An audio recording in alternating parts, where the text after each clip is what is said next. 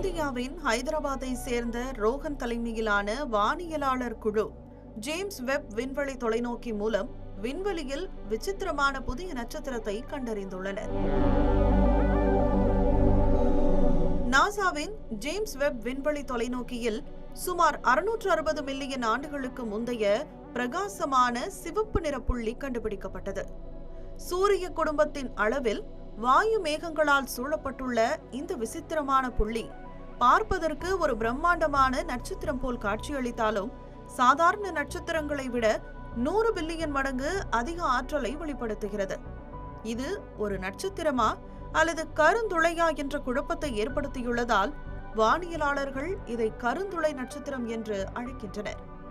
தொழில்நுட்ப படிப்பை பாதியில் நிறுத்திவிட்டு வானியல் துறையில் களமிறங்கிய ரோஹனின் இந்த சாதனை அண்டத்தின் தொடக்க கால ரகசியங்களை வெளிக்கொணர்வதில் மைல்கல்லாக அமைந்துள்ளது. இந்த கண்டுபிடிப்பு பால்வழி மண்டலத்தின் மையத்தில் உள்ளதை போன்ற மிகப்பெரிய கருந்துளைகளின் ஆரம்ப கட்டமாக இருக்கலாம் என்று விஞ்ஞானிகள் நம்புகின்றனர்.